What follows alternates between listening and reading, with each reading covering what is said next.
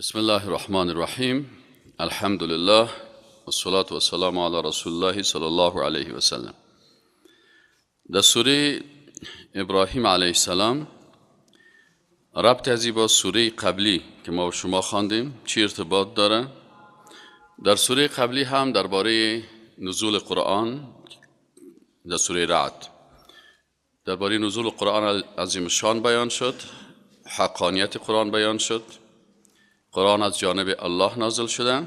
در این سوره حکمت نزول قرآن، در سوره قبلی نزول قرآن که از جانب الله هست، در این سوره حکمت نزول قرآن عظیم شان بیان شد. در هر دو سوره دلایل و آیات است به قدرت خالق متعال در کائنات، خلقت آسمان ها، زمین. الله متعال به خاطر اثبات بعث در اون سوره هم بود، در این سوره هم است. در اون سوره مثال های از حق و باطل ذکر میشه، در این هم مثال های از حق و باطل ذکر میشه. در اون سوره هم برنامه ها و دسایس دشمنا بیان میشه، در این هم بیان میشه. موضوعات یا محور سوره چی هست؟ موضوعات محوری از این سوره که آیات قرآن در سوره ابراهیم است. تمام ادیان مثلا یهودیت، نصرانیت و اسلام ادعا میکنن که اینا ابراهیمی هستند، اصلشان به ابراهیم علیه السلام برمیگردد. در این سوره الله متعال بیان میکنه که ببینید ابراهیم علیه السلام چی اعتقادات داشت و کسانی که خود نسبت میتن تنها به نسبت نام نمیشه. بسیاری کسا عادت دارن که فقط به نام میگن که مثلا من ابراهیمی هستم یا محمدی هستم. با نام و تخلص و ادعا کسی حقیقتا به یک دین چیز نمیشه که اهل از دین باشه یا پیرو یک پیغمبر باشه. الله متعال در این آیات بیان میکنه که کدام مردم حقیقتا پیروان ابراهیم علیه السلام هستند. اونا کیها هستند؟ چی صفات داشتند؟ ابراهیم علیه السلام چی صفات داشت؟ با این خاطر موضوعات محوری این سوره در ملت ابراهیم علیه السلام بیان میشه. اصول اعتقادی بیان میشه که ابراهیم علیه السلام چی عقیده داشت. بیان میشه که خود قرآن عظیم الشان امو اعتقادات و آنچه که ابراهیم علیه السلام میگه او رو بیان میکنه. توحید رسالات بیان میکنه که بین رسالت رسول الله صلی الله علیه و سلم و بین رسالت و دعوت ابراهیم علیه السلام مشابهت بسیار زیاد است، بخصوص در اصول اعتقادی. شاید بعضی از مسائل در فروعات باشه، این مسائل بیان میشه. بعد از این موضوعات اساسی و چی بود محوری امی سوره ابراهیم علیه السلام است. اعوذ بالله من الشیطان الرجیم. بسم الله الرحمن الرحیم. سوره ابراهیم علیه السلام سوره مکی هست. در سوره های مکی زیادتر موضوعاتش موضوعات عقیده می باشه که وجود الله متعال، وحدانیت الله متعال، توحید رسالات، بیان شخصیت موحدین یا کلش در سوره های مکی زیادتر بیان میشن نسبت به احکام نماز و روزه و حج و زکات. سوره مکی و مدنی فرقش همی است که در مدنی زیادتر احکام است. نظام های مثلا شما را کس پرسان میکنه، شما میگین سوره مکی و مدنی، فهمیدنش برای ما چی فرق داره؟ میگه سوره مکی سوره های است که قبل از هجرت در مکه مکرمه نازل شده و مدینه سوره هایی است که در مدینه نازل شده. بعضیا میگن سوره مکی سوره هایی است که قبل از هجرت نازل شده و مکی سوره هایی است که بعد از هجرت نازل شده، یعنی یا با تخصیص مکان یا بدون تخصیص مکان. یکیش به حساب مکان است، مکی به حساب که در مکه نازل شده، مدینه به خاطر که در مدینه نازل شده. و یک تقسیم دیگه چی است که مکی قبل از هجرت و مدنی بعد از هجرت است، ولو که در هر جای نازل شده باشه. خب این خود نام شد. آل فرق چی فرق است بین سوره های مکی و سوره های مدنی؟ سوره های مکی موضوعات محوری و اساسیش موضوعات اعتقادی هست، چون در مکه زیادتر مشرکین قریش بودن، زیادتر کسایی بودن که مشکلات در عقیده داشتن، به خاطر از که رسول الله صلی الله علیه و 13 سال عقیده را بر مردم بیان کرد، 13 سال ترسیخ لا اله الا الله در قلوب مؤمنا باشه، مفهوم کلمه را بفهمن، مفهوم دین بفهمن، فکر جور شوه، عقیده جور شوه، اندیشه جور شوه، فکر جاهلیت کونه از بین بره، فکر عقب ماندگی دور شوه، فکر تنویری جدید، روشن فکری ایجاد شوه، عقیده شرک و کفر دور شوه، عقیده توحید حقیقی ترسیخ پیدا بکنه در ذهنیت ها، در افکار. به حساب آیات مکی کلش سر موضوعات وجود خالق متعال، سر مسائل وحدانیت الله متعال، مسائل ایمانیات، آمنت بالله و ملائکه و کتب و رسول و الیوم الاخر و القدر خیری و شریه من الله تعالی و بعث، زنده شدن بعد از مرگ. این کلش مسائل محوری اعتقادی در سوره های مکی بیان میشه. سوره های مدنی چون حکومت اسلامی تأسیس شد و رسول الله صلی الله علیه و در اونجا دولت اسلامی را ایجاد کرد، بناهن اساسات دولت اسلام در اونجا بیان میشه. سیاست اسلام، نظام اقتصادی اسلام، ارتباط اسلام با سیاست، ارتباط اسلام با مسائل زندگی روزمره، نظام اجتماعی اسلام، نظام اخلاقی اسلام، نظام عسکری اسلام، ساختن حکومت، قوای مقننه که قانون میشه از قرآن و سنت گرفته میشه در اسلام، مارکت های اقتصادی، ایجاد مارکت، این مسائل نماز، روزه، حدود، محاکم، متوجه هستین؟ این کلش چی میشه؟ کلش در سوره های مدنی بیان میشه. پس فرق از بین سوره های مدنی و مکی، وقتی گفتیم سوره ابراهیم سوره مکی هست، بناهن محور سوره ابراهیم علیه السلام توحید است، وجود خالق، وحدانیت خالق، اساسات ایمان. همیشه فکرتان باشه که سوره مکی گفته شد این موضوعات بیان میکنه و مثال های از موحدین و کسانی که دلایل وجود خالق متعال زیاد بیان میداشتن. اعوذ بالله من الشیطان الرجیم، بسم الله الرحمن الرحیم. الف لام را كتاب أنزلناه إليك لتخرج الناس من الظلمات إلى النور بإذن ربهم إلى صراط العزيز الحميد. خب الف لام را حروف مقطعات است، الله اعلم بمراده. ما معنیش نمیفهمیم، ما در سر هر سوره که مقطعات میم به جهل خود اعتراف میکنیم. عالم الغیب و شهاده الله هست، ما علمیت ما بسیار کم است، اما چیز را میفهمیم که الله متعال بر ما اجازه فهمیدنش داده. بنان الف لام را ما نمیفهمیم، الله اعلم بمراده. کتاب انزلناه، الله متعال میگه این کتابی که قرآن عظیم شان است، این کتاب الله میگه ما نازل کردیم و ضمیر جمع این ما تاکید میکنم چون موضوع اعتقادی است که الله متعال در جایی که عظمت خدا بیان میکنه ضمیر چی استعمال میکنه؟ جمع استعمال میکنه، و در جایی که توحید است اونجا ضمیر مفرد استعمال میشه. الله متعال میگه این کتاب قرآن عظیم الشان که هست، این ما نازل کردیم که ذات با عظمت است، ذات با کبریا هست، ذات قدرتمند است. این کلام از او هست. با کی نازل کردیم؟ الیک که به سوی تو ای رسول الله صلی الله علیه و سلم که تو بنده ما هستی، تو مخلوق هستی، تو صفات مخلوق داری، تو خالق نیستی، تو صفات مخلوقیت داری. بناهن بر تو قرآن نازل شده و تو پیغمبر هستی. اینجا اثبات چی است؟ اثبات رسالت رسول الله صلی الله علیه و سلم. لتخرج الناس من الظلمات الى النور. خب قرآن عظیم شان روی کدام اهداف به چی هدف نازل شده است؟ اینجا میگه که هدف نزول قرآن عظیم شان چی است؟ بیرون کردن تا که خارج بکنی رسول الله صلی الله علیه و سلم توسط از این کتاب که قرآن عظیم شان است، توسط احادیث نبوی که وحی خفی هست و این قرآن که وحی جلی هست، مردم خارج بکنی از چی؟ من الظلمات، از تاریکی ها. انسانی که کافر باشه، بیدین باشه، منافق باشه، مشرک باشن، در حقیقت در یک تاریکی زندگی میکنن، در یک بدبختی زندگی میکنن، در یک مثل که در یک اتاق در یک جای تاریکی باشه که نه چشمش کار میکنه، نه گوشش کار میکنه، نه صدایش درست به مردم میرسه، کل اعضای بدن از این باطل است. حتی بین خشت طلا و خشت مثلا سنگ عادی فرق کردن نمیتونن به اساس تاریکی. از این خاطر الله متعال میگه لتخرج الناس، تا مردم بیرون بسازی از چی؟ از اینمی ظلمات بدبختی های تاریکی های کفر و شرک الی النور، به سوی چی؟ به سوی نور و هدایت رهنمایی.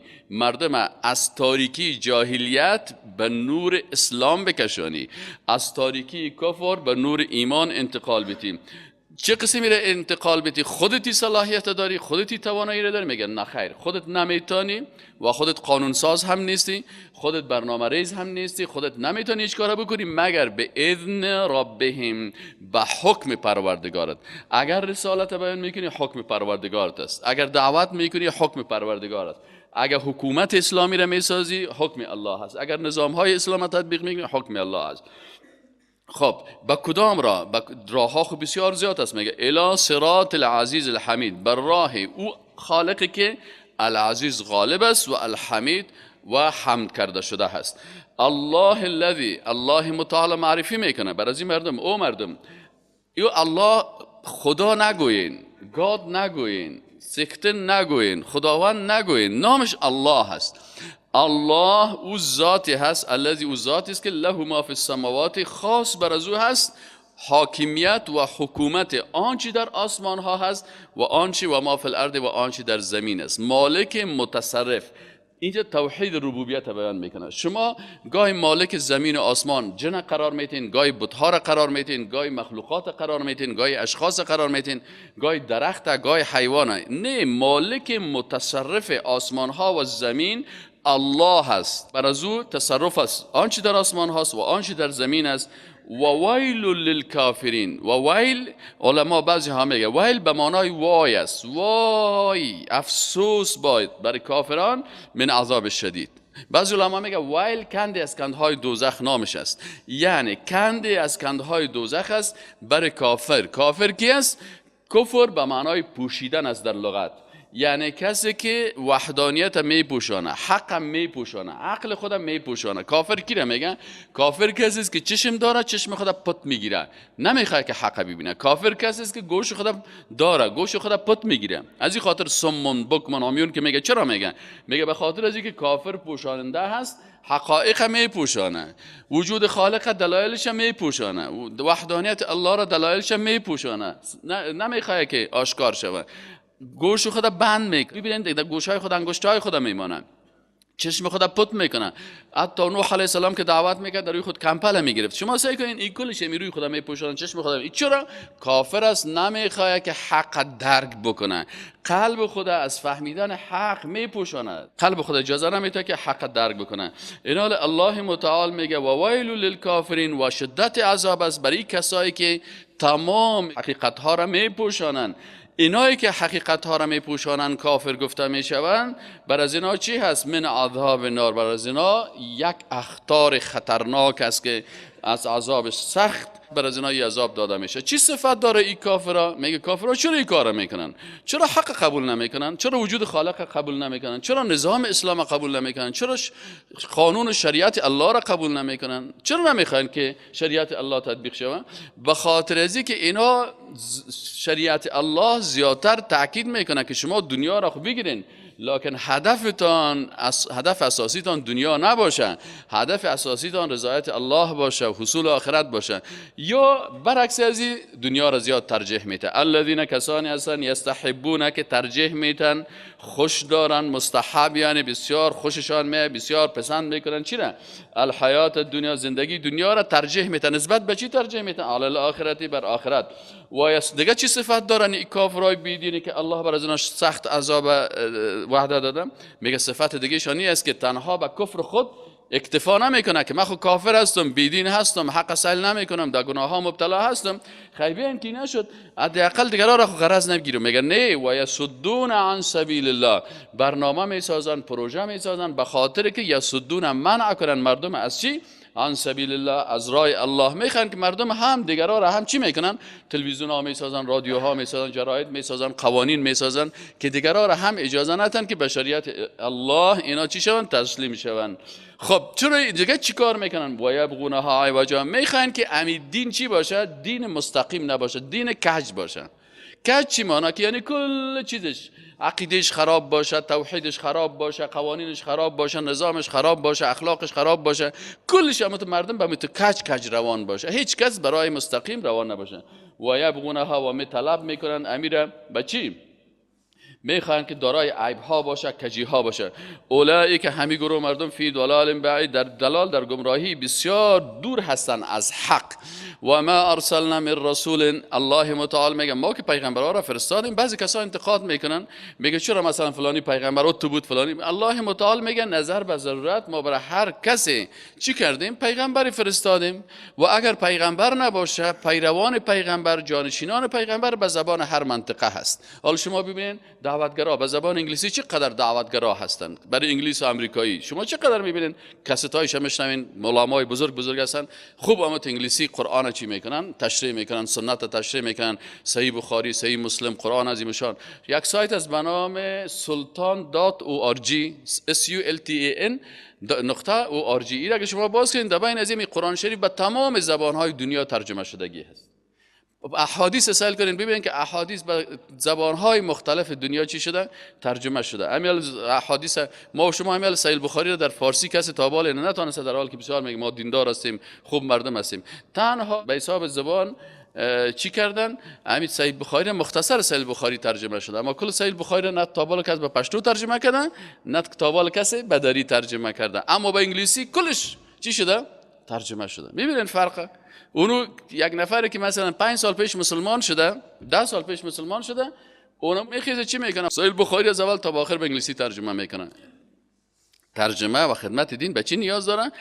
التقوا ها هنا. تقوا در کجا میباشه؟ در قلب میباشه. باش که من خدمت بکنم. از ما و شما چی است؟ بسیاری که از تا بال صحیح بخاری شک داره که قبول بکنم یا نکنم. باز میگه ما 14 قرن است که مسلمان هستیم. ها؟ در 14 قرن صحیح مسلمان نیستی. اگر می بودی کو صحیح بخاری ترجمه کردی یکیتان، چقدر میگیم ما زبان شناس هستیم، ما با زبان دری کار میکنیم، ما با پشتو کار میکنیم، ما با ازبکی کار میکنیم. وقتی که بیای عملا سهل بکنی که هیچ کار نکرده، دروغ میگه. ها؟ دروغ میگه، هیچ کاری نکردم. اینا الله متعال میگه و ما ارسلنا، و ما نفرستادیم من رسول هیچ یک از پیغمبران را الا بلسان قومه، مگر به زبان قومش. به خاطر از روان کردیم که مردم او را خوب درک بکنن. لیبین لهم، تا که بیان کنند برای ایشان احکام الله را. فیضل الله من یشاء، پس وقتی که الله قرآن و سنت فرستاد، احکام خدا فرستاد، کتاب خدا احکام خدا تکمیل کرد، آل کسی که قبول نمیکنه او را الله متعال باز خوب جزا میده. فیضل، پس گمراه میکند الله متعال من یشاء. یعنی الله متعال اما از ابتدا کسی را گمراه خلق نمیکنه، کافر خلق نمیکنه، کلگی با نور ایمان خلق میشه. ما من مولود الا وقد یولد علی الفطره. در خانه کافر مگر یک طفل پیدا میشه به اساس رحمت الهی با ایمان فطری پیدا میشه. لکن خیال الله اینا را چه قسم گمراه میکنه؟ وقتی که حق بیان کرد باز حق نپذیرفت او گمراه میشه. فیضل الله، پس گمراه میکند الله من یشاء، و هر کس را بخواهد، و یهدی من یشاء، و هدایت میکنه الله متعال من یشاء، و هر کس را بخواهد. و هو العزیز، و الله متعال توانای غالب است.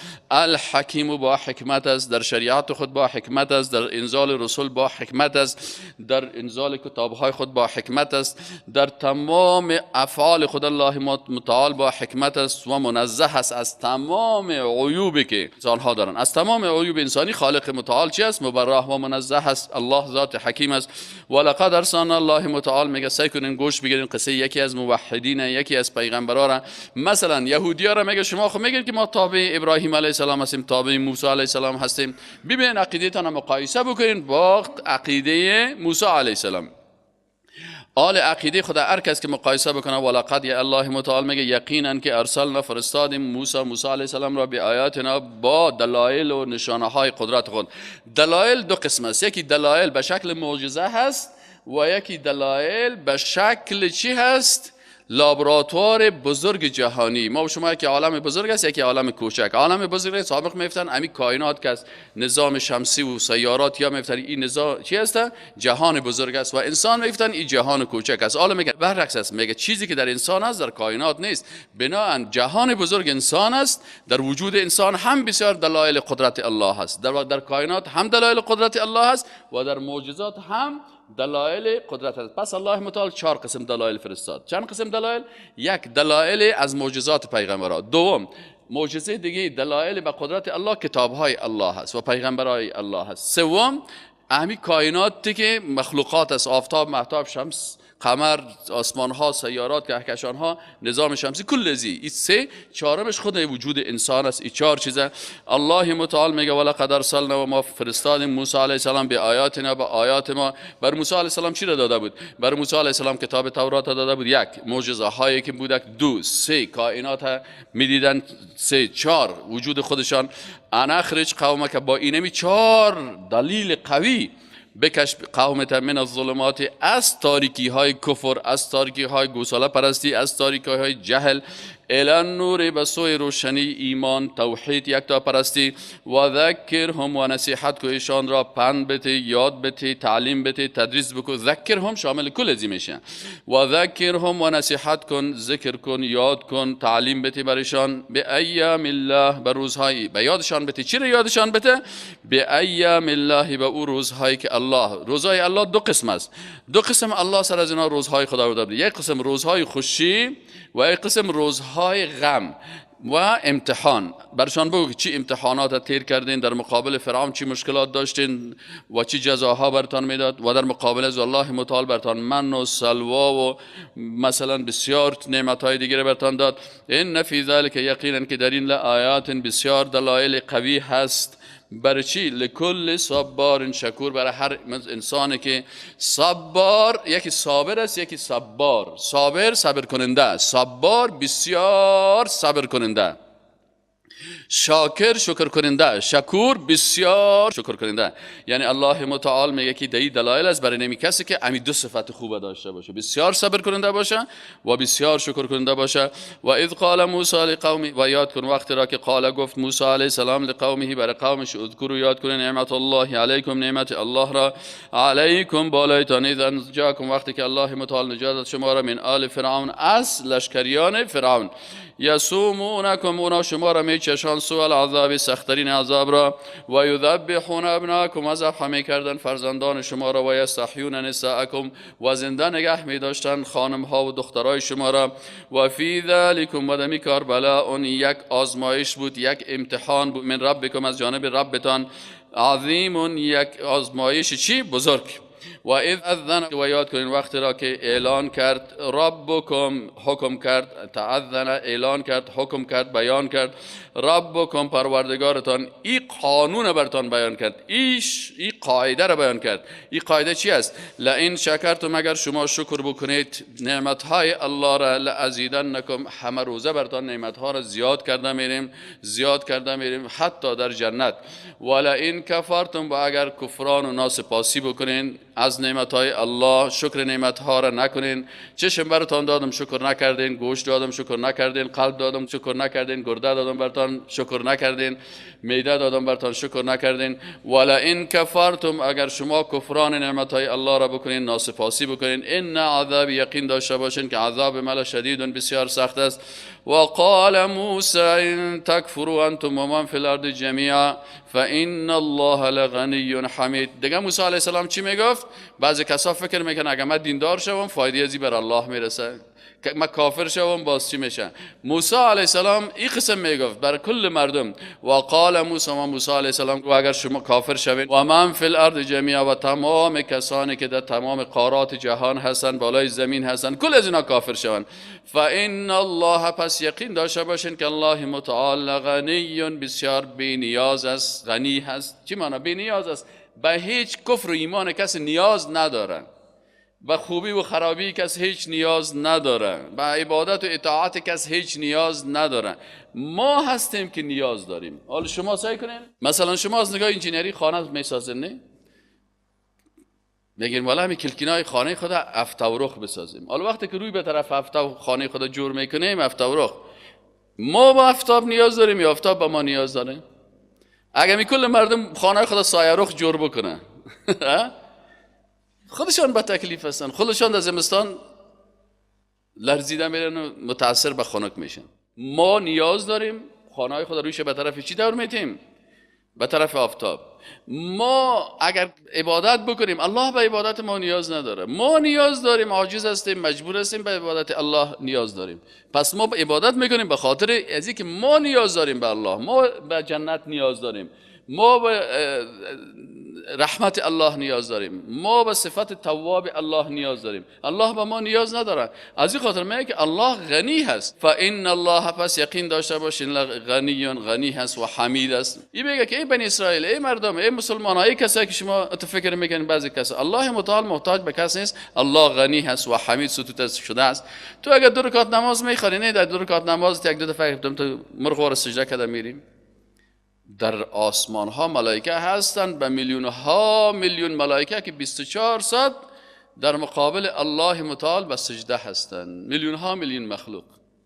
اگه تو رکوع میکنی 2 دقیقه رکوع میکنی، با میلیون ها میلیون مخلوقات الله هستند. ولله یسجد، دیروز ما شما خوانیم، سجده میکنن، رکوع میکنن تمام مخلوقات الله.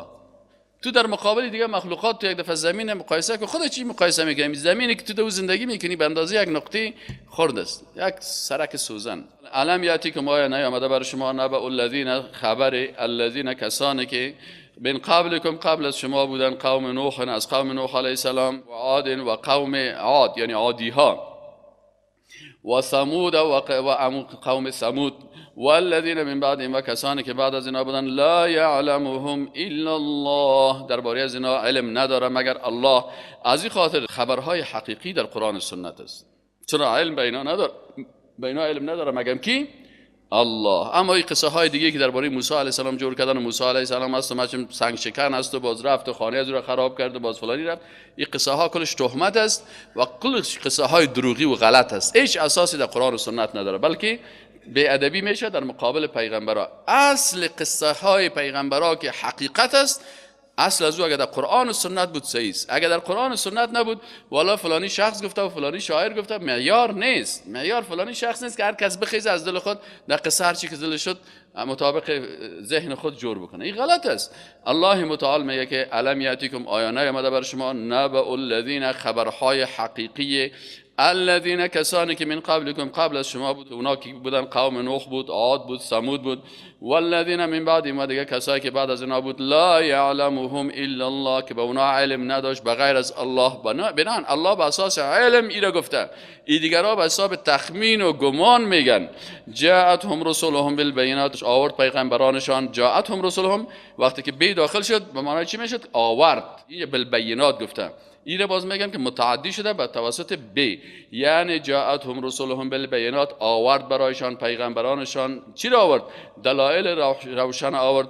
فردوا ایدیهم، پس اینا دادن یا ایشان امو چی کردن؟ دستای خدا گذاشتن، دستای خدا، فی افواهیم، در دهانهای خود، دهان خدا پد گرفتن. و قالوا، و گفتن، انا کفرنا، ما کافر شدیم. به چی؟ بما ارسلتم به، با آن چیزی که شما فرستاده شدید. و انا لفی شک، و ما در شک هستیم، مما تدعوننا، به آن چیزی که شما دعوت میکنین ما را، الیه مریب، به سوی آن مریب، بسیار در شک. اینا کافرها میشه چی میگن؟ میگن والا ما در شک زندگی میکنیم. انسانای بیدین همیشه در شک زندگی میکنن و به خاطر گمراهی جوانا 2 وسیله داره کافرها. 2 وسیلهشان چی است؟ یکی شک و شبهه را ایجاد میکنه. همیشه پیغمبر چرا تو کرد؟ قرآن چی گفته؟ فلانی چرا؟ همیشه میخوان که شبهات و شک ایجاد بکنه. خودشان در شک هستن، میخوان که دیگرها را هم در شک ایجاد. دیگه چی است؟ شهوات است. اینمی کمر جوانا را چند چیز مشکنانه؟ یکی شبهات، عقیدهش دور میکنه، شهوات، اعمال خوبشه. و یا زیادتر کل کارشان اینمی 2 چیز است. کل برنامه‌شان است که در شک پرتین جوانا را، در قرآن در شک پرتین، در دین در شک پرتین، در معصومیت و پاکی پیغمبر در شک پرتین، در احادیث در شک پرتین. یک وسیلهشان امی شک است. وسیله دیگهشان چی است؟ شبهات است که اینا را در چی میپرده؟ در شبهات میپرده که باشن این شک و شبهه. وسیله دیگهشان چی است؟ شهوات است. تمام روز بر از اینا فیلم های را بیارین، برنامه های را بیارین که اینا غرق شهوات شون. شهوت سه قسم است. شهوت بدن است، شهوت مال است و شهوت چوکی طلبی هست. این حال میگه قالت رسولهم، گفت برایشان پیغمبرانشان، افی الله شک، آیا در وجود الله شک است؟ آیا شما در وجود الله، در وحدانیت الله شک میکنین؟ فاطر السماوات والارض، خلق کننده آسمان ها و زمین است. یدعوکم، دعوت میکنه شما را، لیغفر لکم، اینقدر مهربان است با وجود گناه ها و کفریاتان دعوت میکنه شما را که مغفرت بکند. من ذنوبکم، از گناه های اعتقادیتان، از گناه های عملیتان، از گناه های اخلاقیتان، از گناه های معاملاتتان. و یؤخرکم، و شما را مهلت بدهد، الی اجل مسمى، تا یک وقت مقرر. قالوا، گفتن اینها، این انتم نیستید شما الا بشر مثلنا، مگر بشر مثل ما. تريدونش، آیا میخواهید ان تصدونا. این دلایل کفار و مشرکین چی است؟ میگه شما مثل ما بشر هستین. درست است بشر هستیم، حالا که بشر هستیم به این معنا هست که خیتو حق قبول نمیکنی.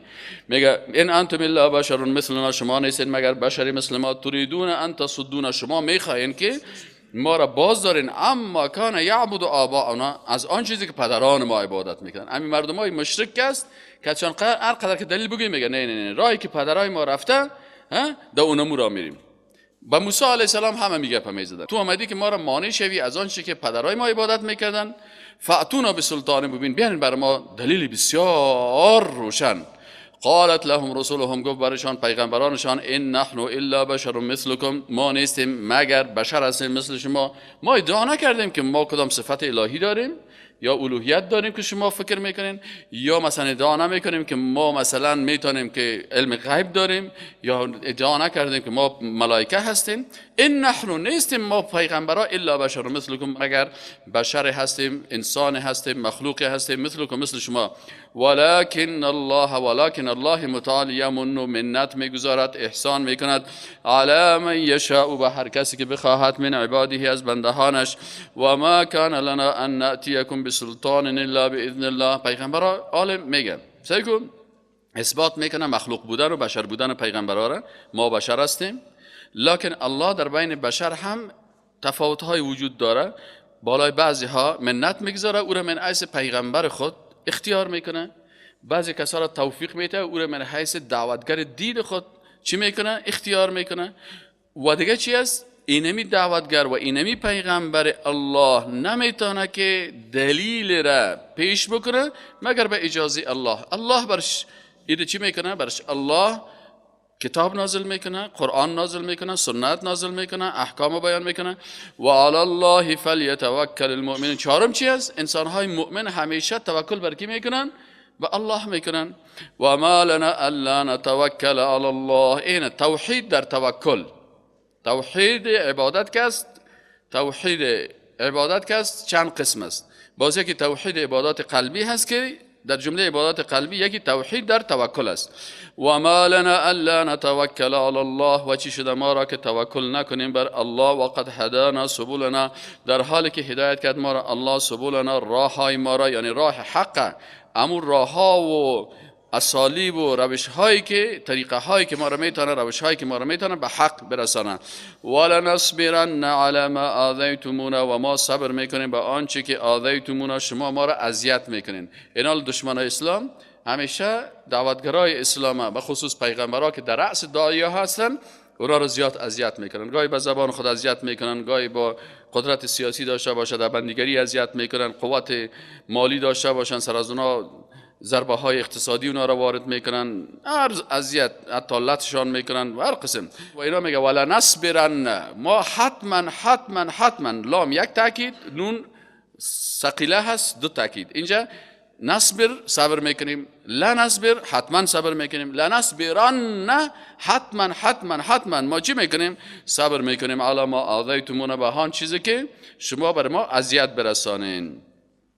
و علی الله فلیتوکل المتوکلون، و بر الله توکل بکنن المتوکلون، کسانی که موحد هستند در توحید توکل.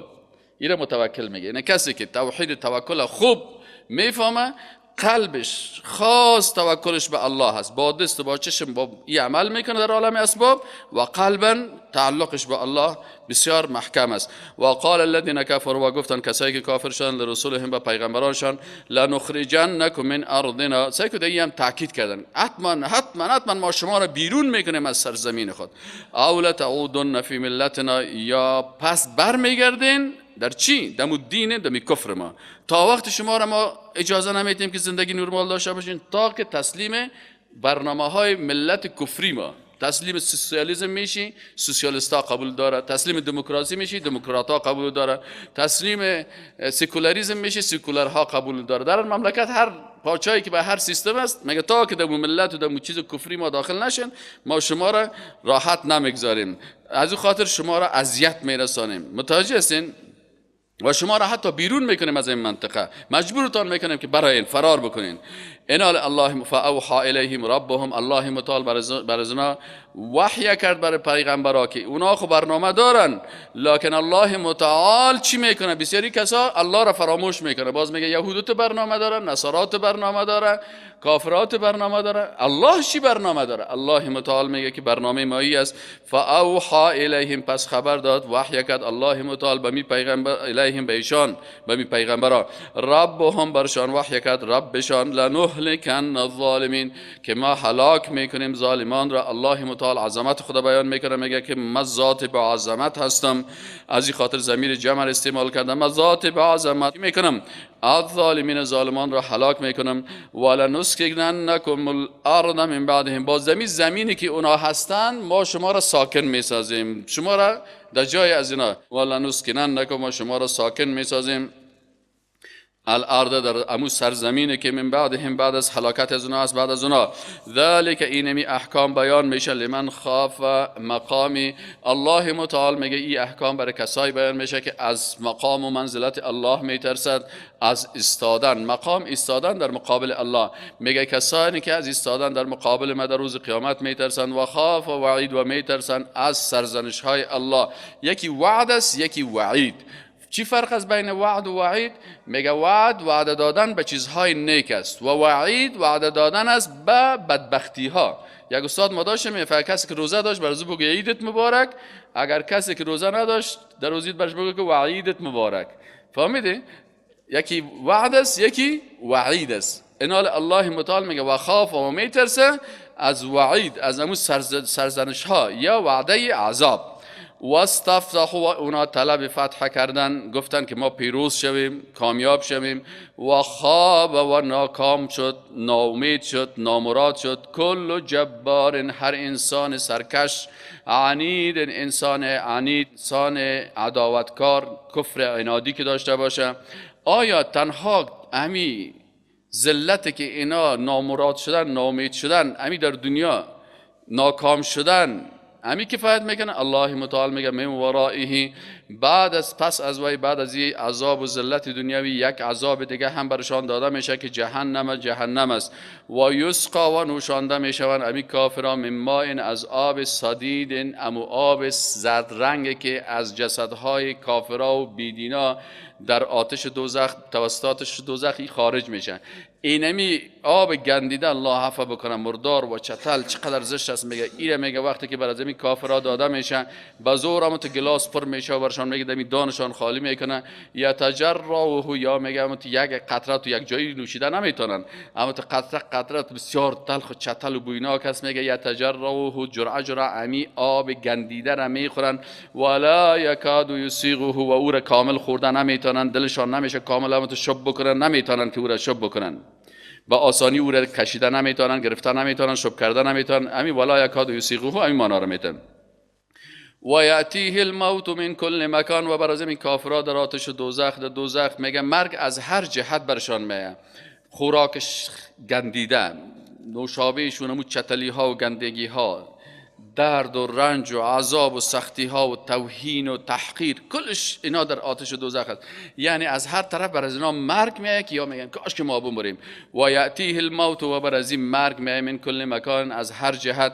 و ما هو بمیت، بدبختی است که باز تو اینجا مرگ نیست دیگه. و ما هو بمیت، نمیمره. نمیمره. و من ورائه و بعد از این عذاب غلیظ، عذاب بسیار غلیظ و سخت بر از داده میشه. آل اینال کسایی که اگه عقل داشته باشه این گپا را بفهمه، آیا باز هم آماده میشه که به این عذاب خدا گرفتار بکنه؟ مثل الذین کفروا، مثال کسانی که کافر شدن به ربهم. حالا بعضی کسا میگه امی کافرها بسیار اعمال خوب میکنن، مثلا کارهای میکنن به نام حقوق انسان، حقوق بشر، بعضی کارهای خوب هم میکنن، اگرچه بمبارد میکنن، درست است بمبارد میکنن، قتل میکنن، میکشن، جنایت میکنن، کافر هستن، بیدین هستن. باز بعضی کسا میگه در پالوی امی کل زشتی ها یگان کار خوب هم دارن، یگان شفاخانه جور میکنن، یگان کار خوب میکنن، یگان کار انسانی میکنن. الله متعال میگه مثل الذین کفروا، مثال کسانی که کافر شدن به ربهم، یا طغیان و سرکشی در مقابل رب العالمین داره. یک نفر الله را قبول نداره، باز میخواد اعمال خیر میکنه. الله متعال میگه این کسایی که کافر شدن به رب خود، خالق خود قبول ندارن، رازق خود قبول ندارن، شفا دهنده ایوازی که الله را بگیرن غیر الله را میگیرن، ایوازی که بگه شفا الله میده میگه اسپند شفا میده، ایوازی که بگه الله شفا میده میگه مثلا این درخت مرا شفا میده، این درخت مرا صحت میده، این فلانی چیز مرا عافیت میده، این مخلوق است مرا پیدا کرده، فلانی مرا پیدا کرده.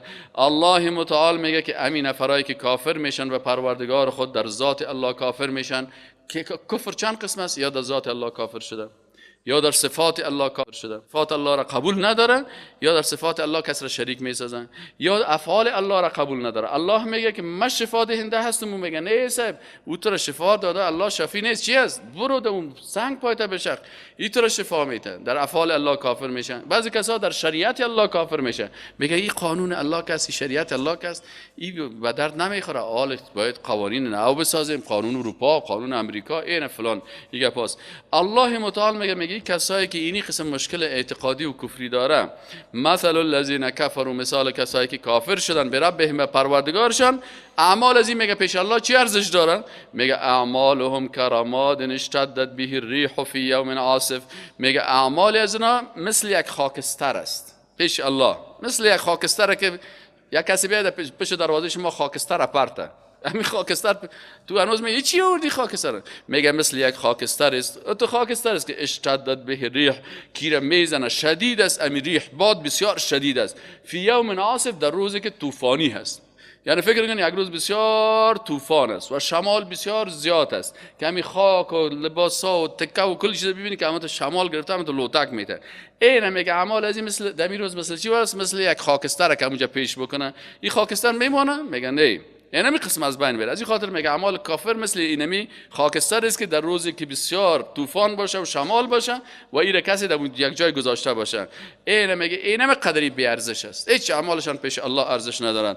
لا یقدرون مما کسبوا علی شیء، که میگه قدرت ندارن با آن چیزی که انجام دادن، هیچ چیزه. یعنی در روز آخرت اعمال از این کلشان شمال برده، هیچ چیز پیششان نیست، ترازوی میزانشان. ذالک هو الضلال البعید، میگه اینمی هست گمراهی بسیار دور از حق. علم ترى، آیا ندیدی ای انسان؟ آیا فکر نکردی؟ آیا تحقیق نکردی؟ آیا نمیفهمی؟ ان الله، یقینا الله که از خلق السماوات و الارض، خلق کرده آسمان ها و زمینه. و چی خلق کرده؟ بالحق، به توحید. دلیل خلقت آسمان ها چی است؟ که انسان موحد بسازه. از این خاطر کسایی که در آسمان و زمین تحقیق میکنن وجود خالق قبول میکنن، وحدانیت خالق قبول میکنن.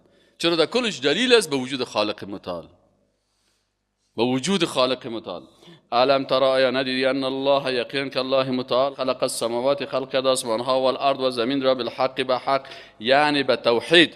این یشاء یذهبکم، اگر بخواهد شما را میبره، و یأتی بخلق جدید، و مخلوقات دیگر میاره. قبل از انسان ها میگه در زمین دیگه مخلوقات بودن، ظلم کردن، جنایت کردن، الله آمد کل از اونها را نیست و نابود کرد، از بین برد. اما قدرتی که در زمین که باید ای در زمین امر الله را، حکومت الله را تطبیق میکردن، اونا نمیکردن، الله متعال اونا را دور کرد، از بین برد. ایوازشان کی را آورد؟ انسان ها را. گفت که انی جاعل فی الارض خلیفه. باز ملائکه گفت که یا الله، او مردم هم خیلی قسم نفس داشتن، جنایت کردن، این کسایی که نو بیایه. الله متعال میگه که به ما، شما انسان ها میگه این یشاء یذهبکم، اگر الله بخواد مثل که اونا را برد، شما را هم چی میکنه؟ میبره. از پیش شما همین خلافت زمین از پیشتان میگیره و یأتی بخلق جدید، مخلوقات دیگه میاره. و ما ذالک، مخلوقات خلق جدید میاره، مخلوقات جدیدی را میاره که باز اونا حکم الله را، شریعت الله را، اوامر الله را، توحید الله را میپذیرن و تطبیق میکنن. و ما ذالک علی الله بعزیز، و این کار پیش الله هیچ دشوار نیست، هیچ سخت نیست. از بین بردن این انسان های وزش مخلوقات دیگه را آوردن پیش الله هیچ مشکل ندارن.